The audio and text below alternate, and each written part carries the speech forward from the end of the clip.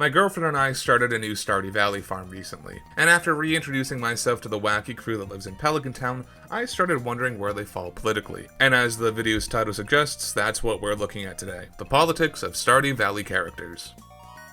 Starting off with the player character, they are easily the biggest anarcho-capitalist in the world. They run away from society to effectively a lawless town where they can do whatever they want. Fish without a license, level a forest, build barns and coops without permits, literally kill monsters and use magic to bend reality to their whim. Their utopia is a stateless world because they know that they would reign supreme. Alex is one of those guys that doesn't get into politics, but his viewpoints completely align with the GOP.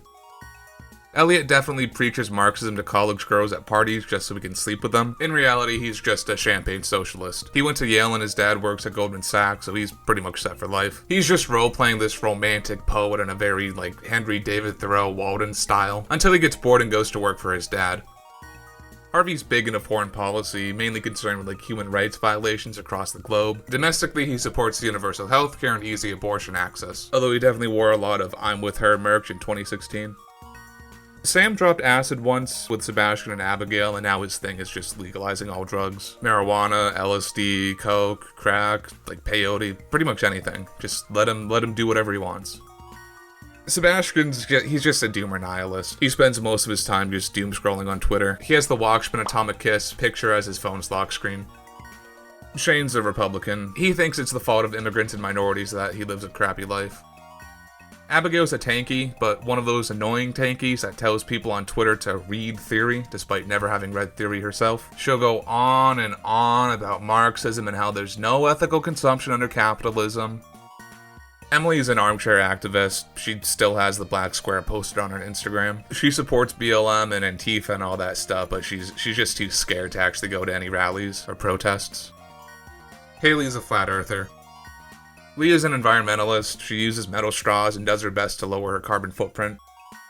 Maru, easily a technocrat. She thinks scientists and engineers should run the country, not politicians. She's worried that unless we invest in education, we'll lose global influence to China.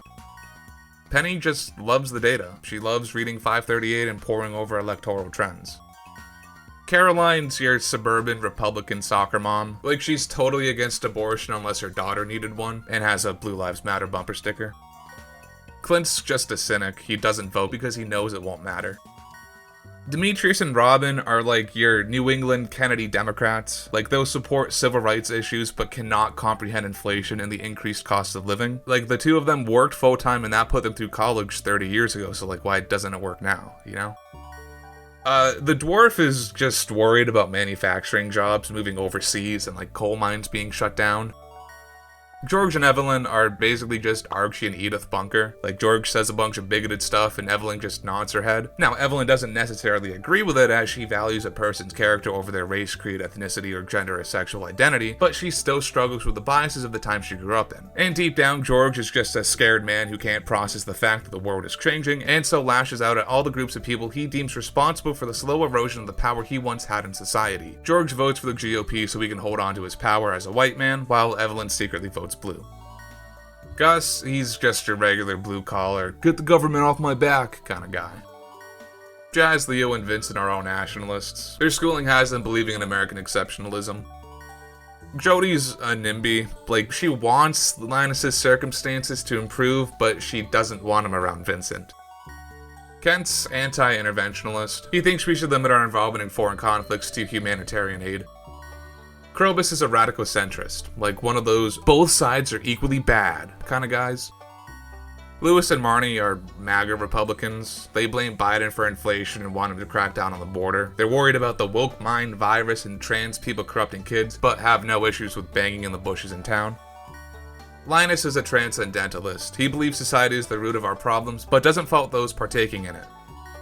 Pam is an anti-vaxxer, anti-masker, election denier. She believes in chemtrails, Pizzagate, QAnon. She calls herself a free thinker, but uncritically believes everything she sees on Facebook.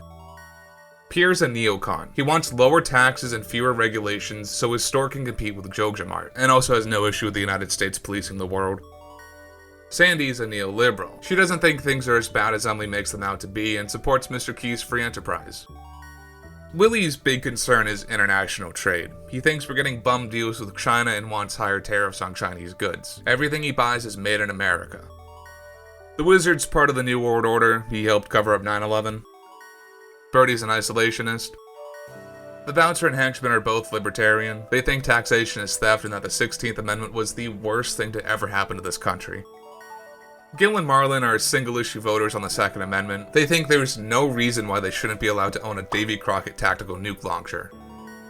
Governor is a fascist, obviously. Grandpa's a capitalist. Like, the thing he evaluates the player character the most on is how much money they've made. Gunther thinks all the country's problems could be solved through a convention of the states.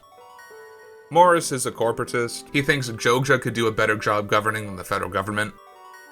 Mr. Key's also an anarcho-capitalist. He owns and operates a casino with presumably no license to do so, has his own weird currency, and watches over the player in Pelican Town. His endgame's probably some sort of global domination, Bond villain-esque scheme. And Professor Snail is worried about the spread of anti-intellectualism and banning books and curriculum in public schools. But yeah, this is all canon.